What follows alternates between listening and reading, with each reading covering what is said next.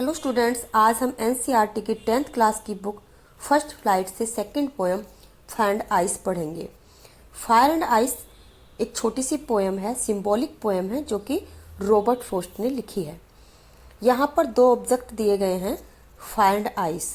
Fire and ice का मतलब यहाँ पर फायर और आइस से नहीं है, इसका एक डीपर मीनिंग है। पोइट ने इस पोएम में फायर आइस को सेल्फ डिस्ट्रक्टिंग ह्यूमन इमोशंस के साथ कंपेयर किया है। In this poem, fire means desire and ice means hatred, means hate. Let's begin the poem. Some say the world will end in fire, some say in ice. यहाँ पर fire means desire और ice means hatred या hate. Poet कहते हैं कि ये दुनिया कैसे ख़त्म होगी, इसके बारे में लोगों की अलग अलग राय है, अलग अलग थ्योरीज हैं। कुछ लोग कहते हैं कि ये दुनिया फायर से ख़त्म होगी, कुछ कहते हैं कि आइस से ख़त्म होगी। यहाँ पर कुछ लोगों से मतलब या तो साइंटिस्ट्स हो सकते हैं या स्कॉलर्स हो सकते हैं, ये हमारे लिए अननोन है लेकिन अंडरस्टूड है। फायर से उनका मतलब ये हो सकता है कि सन हॉट हो जाएगा, अर्थ पर गैसेस का बैलेंस बिगड़ जाएगा, टेम्परेचर ज़्यादा होने से, ग्लोबल वार्मिंग की वजह से ये दुनिया ख़त्म हो जाएगी।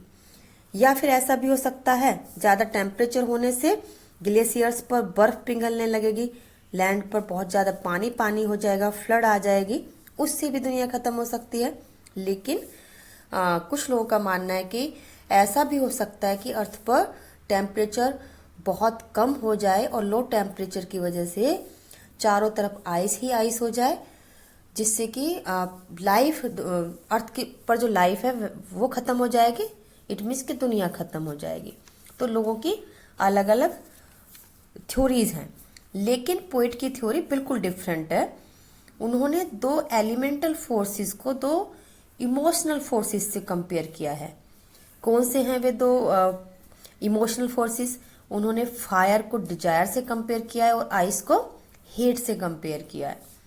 Poet says, from what I have tested of desire I hold with those who favour fire.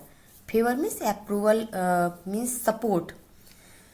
Poet कहते हैं कि जितना मैं डिजायर को जानता हूँ, मैंने डिजायर को जितना एक्सपीरियंस किया है, मुझे लगता है कि मैं उन लोगों के पक्ष में हूँ जो कहते हैं कि दुनिया फायर से खत्म होगी। यहाँ पर पोइट का मतलब फायर से है डिजायर, यानी वो कहना चाहते हैं कि ये दुनिया डिजायर से खत्म होगी। कैसे? अब हम इस बात को एक एग्जाम्पल से समझ सकते हैं। जैसे कि कोई एक कंट्री है, उसकी डिज़ायर है कि वह दूसरे कंट्री को जीते या दूसरे कंट्री को डोमिनेट करे, तो उसके लिए वह किसी भी हद तक जा सकता है। ऐसा हो सकता है कि वह दूसरे कंट्री पर अटैक करे, और फिर बहुत बड़े लेवल पर ऐसा हो सकता है कि कुछ और कंट्री जिसमें शामिल हो जाएं, एक ये वर्ल्ड वॉर के रूप में चेंज हो जाए और फिर वर्ल्ड वाइड डिस्ट्रक्शन हो जाए। तो इस तरह से मतलब ये दुनिया खत्म हो सकती है। डिजायर बहुत बड़ी चीज है। डिजायर एक ऐसा इमोशन है, पावरफुल इमोशन है जो दुनिया को खत्म कर सकता है। Further the poet says, but if it had to perish twice I think I know enough of hate to say that for destruction ice is also great and would suffice. Perish means die and destruction means end, और suffice में sufficient या enough. जैसा कि हमने देखा पहली 4 lines में poet ने डिजायर को डिस्ट्रक्शन का कारण माना है, लेकिन इन लाइंस में कहते हैं कि अगर दुनिया को 2 बार खत्म होना है तो मैं हेट के बारे में भी काफी कुछ जानता हूँ, और हेट भी काफी है दुनिया को खत्म करने के लिए। इसका प्रभाव भी डिजायर के प्रभाव से कुछ कम नहीं है। इस बात को हम फिर एक एग्जाम्पल से समझ सकते हैं कि अगर एक कंट्री दूसरे कंट्री को हेट करता है और उस हेट को लेकर वह दूसरे कंट्री पर अटैक कर देता है, उससे किसका भला हो सकता है? एक कंट्री का तो नुकसान होगा ही जिस पर वह अटैक कर रहा है, लेकिन उसका भी नुकसान कुछ कम नहीं होगा। तो इसका मतलब है कि बड़े लेवल पर फिर वर्ल्ड वॉर हो सकता है, और जिससे और भी कंट्रीज इफेक्टेड हो सकते हैं, पूरा वर्ल्ड इफेक्टेड हो सकता है। तो पोइट कहना चाहते हैं कि जो हेटेड है वह भी कम नहीं है डिजायर से। तो ये भी एक कारण हो सकता है दुनिया खत्म होने का। इस पोएम के थ्रू पोइट हमें एक मैसेज देना चाहते हैं कि excess of everything is bad. कोई भी चीज़ अगर एक्सेस में होती है तो वह बुरी होती है। जैसा कि हमने देखा, अगर ये जो इन दो इमोशंस की बात करें, डिजायर और हेट की, तो उनका कहना है कि हमें ऐसे इमोशंस पर कंट्रोल रखना चाहिए, अदरवाइज वे हमारे आसपास की चीज़ों को डेफिनेटली डिस्ट्रॉय कर देंगे। तो students, this lesson is over here. अब हम देखेंगे कि इस पोएम में कौन से लिटरेरी डिवाइसेस यूज हुए हैं। In this poem first literary device used is rhyming scheme. यहाँ पर हम देखेंगे fire, desire and fire are rhyming together, we will call them A. Ice, twice, ice and suffice are rhyming together, we will call them B. And hate and great are rhyming together, we will call them C. तो यहाँ पर देखेंगे rhyming scheme A B C, B C B. Second device is assonance. Assonance means there is repetition of vowel sound in a same line. तो हम इसमें देखेंगे first line में will and in fire, इसमें I साउंड रिपीट हो रही है। Fourth line देखेंगे फर्स्ट स्टेंजा की, I hold with those who favor fire, इसमें I प्रोमिनेंट है और O प्रोमिनेंट है, दोनों साउंड रिपीट हो रही है। अब हम सेकंड स्टेंजा में देखेंगे second line, I think I know enough of hate, इसमें भी आई और ओ प्रोमिनेंट साउंड है। Next literary device used is enjambment. Enjambment क्या होता है? जब कोई सेंटेंस या कोई थॉट एक लाइन से दूसरी लाइन में विदाउट पंक्चुएशन मार्क चलता रहता है तो वहां पर एंजम्मेंट होता है। जैसे इस पोएम में हम देखेंगे, from what I have tested of desire I hold with those who favour fire. तो इसमें फर्स्ट सेंटेंस सेकेंड सेंटेंस में भी कंटिन्यूज है विदाउट पंक्चुएशन मार्क, तो यहाँ पर एंजम्मेंट है।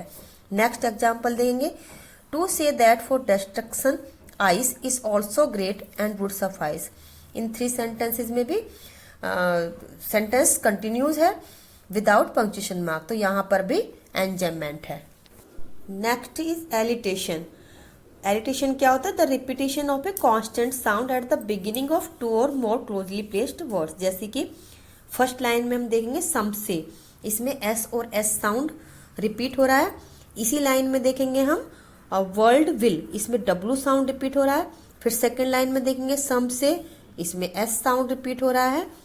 और हम फोर्थ लाइन में देखेंगे फेवर फायर, इसमें एफ कॉन्सोनेंट रिपीट हो रहा है, तो इनमें एलिटेशन है। Next device is anaphora. Anaphora क्या होता है? जब दो या दो से ज़्यादा कॉन्जिक्यूटिव लाइंस में कोई वर्ड या एक्सप्रेशन रिपीट होता है तो वहाँ पर एनाफोरा होता है। जैसे हम इस पोएम की फर्स्ट टू लाइंस देखेंगे, some say the world will end in fire, some say in ice, तो यहाँ पर सम से पहली लाइन में भी है और सम से दूसरी लाइन में भी रिपीट हो रहा है, तो यहाँ पर एनाफोरा है। Next device used is imagery. Imagery क्या होता है? इमेजरी एक ऐसा डिवाइस होता है जो कि रीडर्स के माइंड में इमेजेस को क्रिएट करने के लिए यूज किया जाता है। It appeals to our five senses. जैसे कि हम फर्स्ट लाइन्स देखेंगे, some say the world will end in fire, some say in ice. ऐसा एक और एग्जाम्पल देखेंगे, to say that for destruction ice is also great, तो यहाँ पर इमेजरी डिवाइस को यूज किया गया है। And the last device used is personification. Personification क्या होता है कि जब नॉन लिविंग थिंग को लिविंग थिंग की तरह पोर्ट्रे किया जाता है तो वहां पर पर्सोनिफिकेशन होता है। इस पोएम में फायर और आइस दो ऐसे ऑब्जेक्ट्स हैं जिसको पोइट ने लिविंग की तरह बताया है। The poet personifies fire and ice by giving them mind and power to destroy anything. तो students, this lesson is over here. Thank you for watching my video. If you like my video, please share it with your friends. And if you have any doubt, please feel free to ask in the comments. Soon I'll be here with my new topic. Till then, have a good day.